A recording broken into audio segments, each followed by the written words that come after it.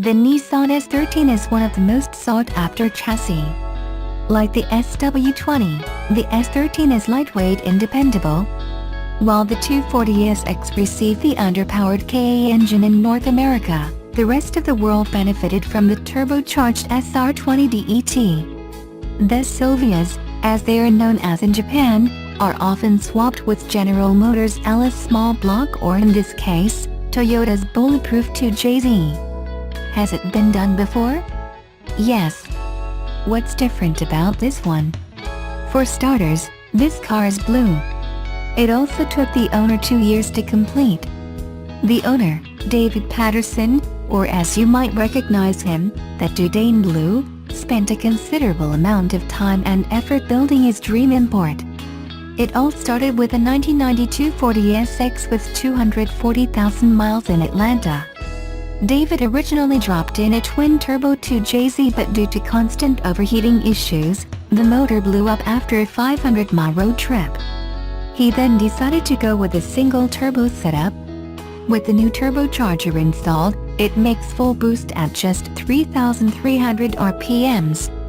The car produces 509 horsepower and 470 pounds-ft of torque on pump gas. With a fresh coat of Ford Grabber blue paint, this S13 is once again new. Beyond that, the list of modifications is long but carefully selected. As David puts it, it's just fun. No argument there. Subaru's modern portfolio makes it seem like the firm's iconic WRC exploits happened a very long time ago. However, while niche high-performance models may now be a rarity, since the manufacturer ramped up its SUV focus in 2012, its sales records have been broken each year. The Japanese car maker's latest SUV, the Subaru XV, is significant because it, along with the new Impreza, will be built on the new Subaru Global platform, which will underpin Subaru's important wave of new models. The XV is a new car from the ground up, with this new platform, revised engines and transmission, as well as a fresh design inside and out in an attempt to make it competitive in a tough class in a way that the previous model never was. Dynamically, the revisions have made it much sharper to drive than its predecessor. Our time with the car was restricted to a short test track and an off-road route, so its on-road behavior remains to be judged. But on track the stiffer chassis makes it noticeably more agile than the previous model. Turn-in is especially crisper, body roll is well controlled and the steering has a good weight to it, although feedback remains limited. The naturally aspirated 2.0-liter boxer engine has had 80% of its parts redesigned and is said to be more efficient. We are still waiting for official numbers to see by how much. But while it feels more urgent in its acceleration, it still doesn't feel quick. There's no longer a manual option, but the new CVT is 7.8 kilograms lighter than the previous unit and keeps progress relatively smooth. You're better off keeping it in auto rather than using the paddle shifters to cycle through the 7 simulated gears. However, the engine still revs very harshly under heavy acceleration. In normal driving it's pretty hushed, and refinement is generally better for the new car. Other SUVs, such as the Civic Chica and BMW X1, ultimately offer a more polishing driving experience and a better choice of power plants. Subaru isn't offering its previous 2.0-liter diesel variant with this car, so you have this or a smaller 1.6-liter petrol to choose from. It's a shame, and seems odd, because the old diesel unit was our favorite for the car, and it's goodzier than this petrol. The platform can take a diesel unit, we're told, so if there is sufficient demand then Subaru would consider offering an oil burner. Thrashing round a track is unlikely to be high on the priority list for the standard XV buyer. More likely, the SUV will have to drag its way through a muddy field, and it's very well prepared for that. Like all Subarus, apart from the rear-drive BRZ, the XV gets all-wheel drive as standard and now has X mode, which optimizes the AWD system for slippery surfaces and includes hill descent control. It'll go farther off-road than most rivals, and that helps the XV stand out in a crowded class of style over substance competitors.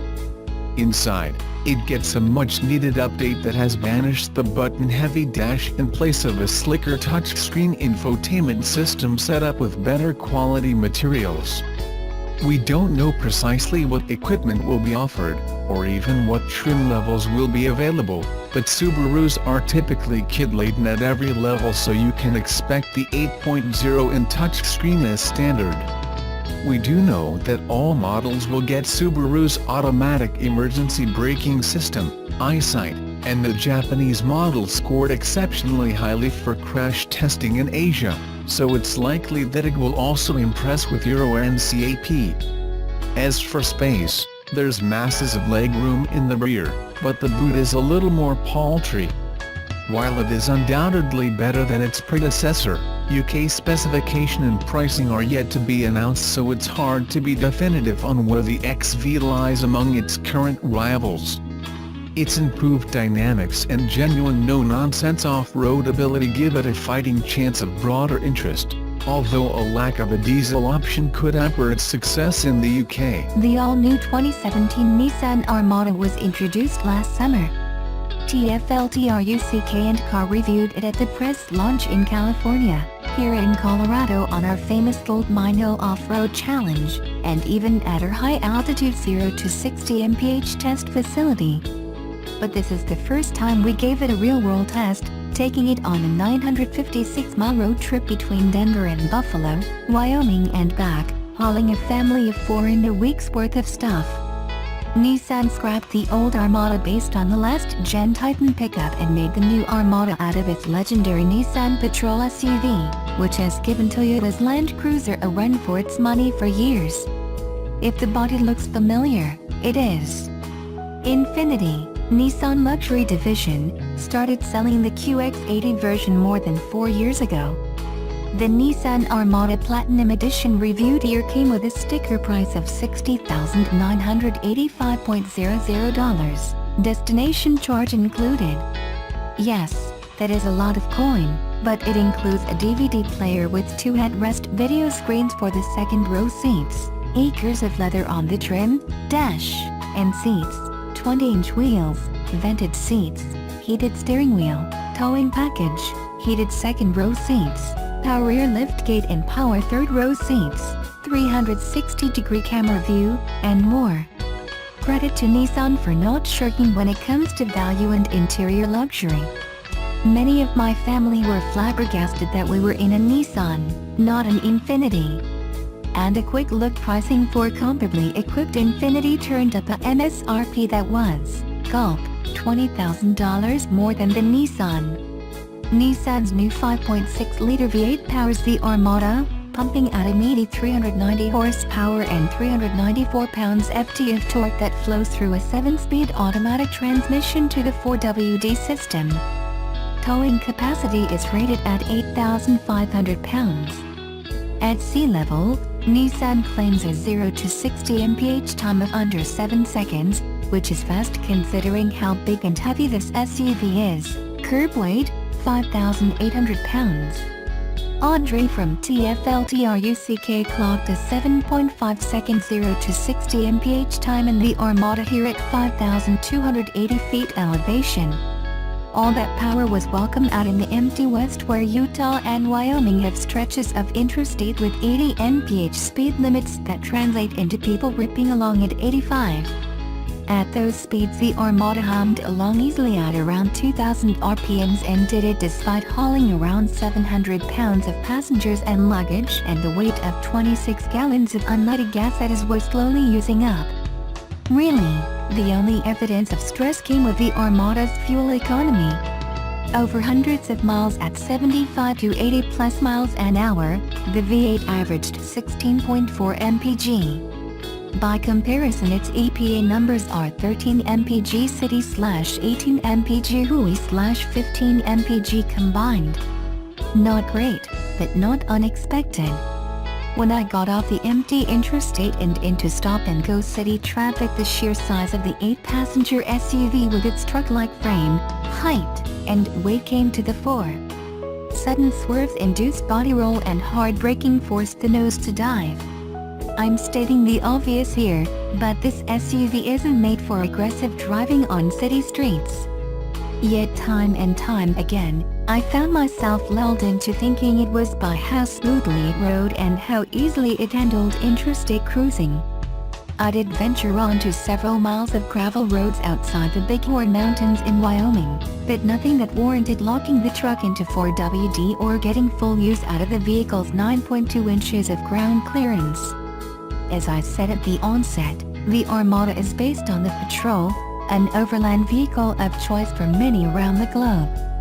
So the option to lock the vehicle in 4WD high, 4WD low wasn't a surprise, but the lack of a locking diff was. I've never gotten a straight answer as to why this is the case, but I'm going to assume that the available 4WD low gears are to facilitate towing, which I did not test, not serious off-roading. Adding to this theory are the rear bumper and front fascia. They jut out aft and forward of the vehicle and reduce approach and departure angles to 20.9 degrees for approach and 22.3 degrees for departure. By comparison, the Toyota Land Cruiser's angles come in at 32 degrees approach/24 degrees departure. I welcome your thoughts on the issue. After climbing into the seats, and I do mean climb, of the Nissan Armada, we entered a luxurious environment of soft-touch leather and quiet. I'm 6'2", and with the driver's seat set for me, my adult-sized kids in the second row had more head and leg room than I did. They had so much room that they curled up on the 60/40 split bench seat and fell asleep for long stretches of our drive. Third-row passengers are not afterthoughts in the Armada. The second row seats fold forward and the ingress opening to the third row easily accommodated even me and fit 3 adults in relative comfort. I ferried 6 adult members of my extended family to a remote, riverside BBQ dinner, and the 3 of them who rode in the third row had nothing but surprised compliments and no complaints. Even with the third row up, there's still enough room for a golf bag's worth of gear or luggage. The infotainment system with the optional DVD player with seat-back video screens and wireless headphones worked like a charm, keeping the kids in the second row occupied for hours at a time. Gratefully, the system allowed my wife and I to listen to set radio or stream podcasts through its Bluetooth connection to a smartphone. I won't lie, the infotainment feature was number 3 on my list of reasons that I wanted to review this vehicle on the trip. The first 2 were passenger comfort and cargo space. One complaint and one wish: the system isn't as intuitive as I would have liked. We had to break open the owner's manual to figure out how it worked. And I wish the cabin had more USB ports than the one I found. Yes, it has 4 DC outlets, 2 of which we use to charge our smartphones with an adapter, and the Platinum trim has a 120-volt outlet, but still. With the third row seats flat, we had enough room to haul a week's worth of luggage and beer and wine and still see out the rear window. By my family's standards, that meant we could probably fit a month's worth of gear in the back without having to resort to a rooftop cargo box or trailer. But if I did need to tow a trailer, the Armada could tow 8,500 pounds of RV, boat, quad bikes or personal belongings. While driving the Armada around the city, I made good use of the vehicle's 360-degree cameras, especially when parking in tight spots. The camera button on the dash allows the driver to toggle between the front-facing camera and the camera on the right front wheel, as well as a 360-degree view. I first saw this camera system on the Nissan Titan Pro 4X full-size pickup to help the driver avoid hitting obstacles when rock crawling off-road. I didn't expect it to be just as useful in strip mall parking lots.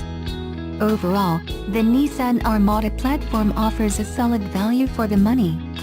Unlike Toyota, which only sells a fully loaded Land Cruiser here in the States, the Armada can be had in the base model SP4WD version for $47,800 MSRP. At that price you lose the DVD player, leather seats and interior, power third row seats and power liftgate, and towing package among other options. A quick search online here in Denver revealed some dealers selling this model for $4,000 off sticker. People, that's a good deal. TFLCAR's take. You may not want to drive through city traffic every day in the 2017 Nissan Armada, but is a cross-country, interstate road trip machine for a family of 4+. It's a sweet ride that comes with the bonus feature of 4WD and the ruggedness to feel confident about seeing where those dirt road detours and shortcuts can take you.